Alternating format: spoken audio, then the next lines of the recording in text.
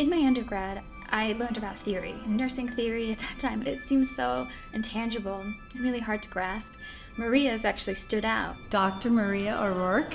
She is a force to be reckoned with. I met Maria when I was in my 20s and had 2 babies at home, and I was working night shift in the ICU. I was trained by her as a role-driven practice coach. At that time, I realized the value of my profession, the role that I have that impacts patient outcomes.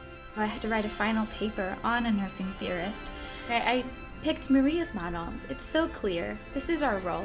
This is what I'm signed up to do. I want to be a leader. I want to know how to do that. I want to be a scientist. I want to be effective in transferring that knowledge, and I want to have the skills as a practitioner to come forward and be effective in what I understand to do. I was required to attend a mandatory class that Dr. Maria O'Rourke was teaching. She talked about role-based practice and how to own your own practice, and how she had helped write the scope of practice for nursing in the state of California. I never knew that when I met Maria more than a decade ago, I became a fan, a follower of her work. The model of the professional role that I was introduced back in 2012 became the framework of anything and everything that I do in nursing to improve the professional practice environment. You're already empowered because you're in a profession. By virtue of being in a profession, you are a decision maker. By virtue of your scope of practice, you are a nursing decision maker. Nurses, we deal so much with the face of humanity. I call hospitals like this microcosm of the world because we have the best of times and the worst of times all within one building. For nursing practice, it's not just about the care that we provide and what we do, it's really how we do it. Just like it is about how we navigate our life, it's about how we navigate our profession. And that's what Dr. O'Rourke's teachings are all about, is understanding dependent and independent functions of nursing and how you can use them to best serve, again, your patient or the community at large. We're the ones who create the plan of care. We're the ones who are the drivers. We're the leaders of that plan of care because we have the knowledge and the science that says that's the best way to go.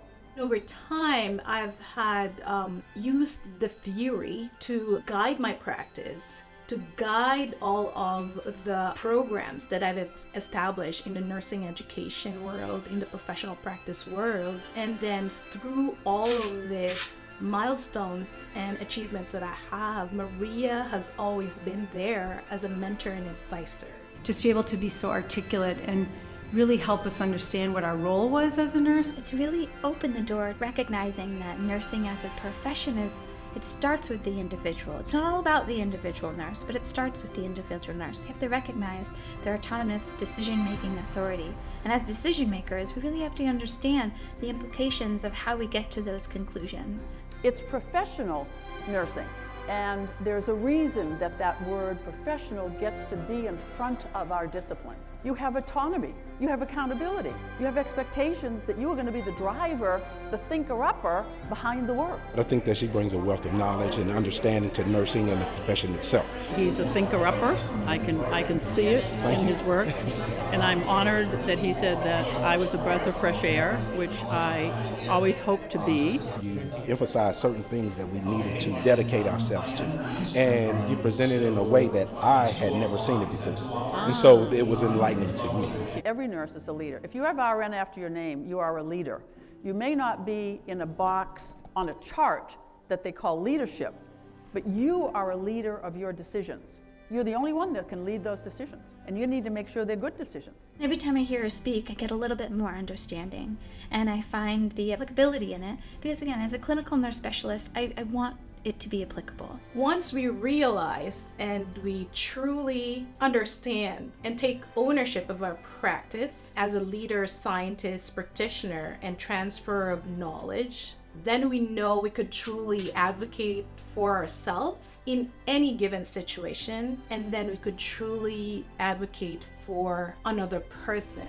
It's a way to be. It's a holistic view of our work, and it's integrated in real time when you, in fact, use that song to drive your decision process. Understanding not just advocacy, again, in the healthcare system or with your patient, but understanding that you have the ability and the professional duty and ethical obligation to advocate at this policy level, at the governmental level.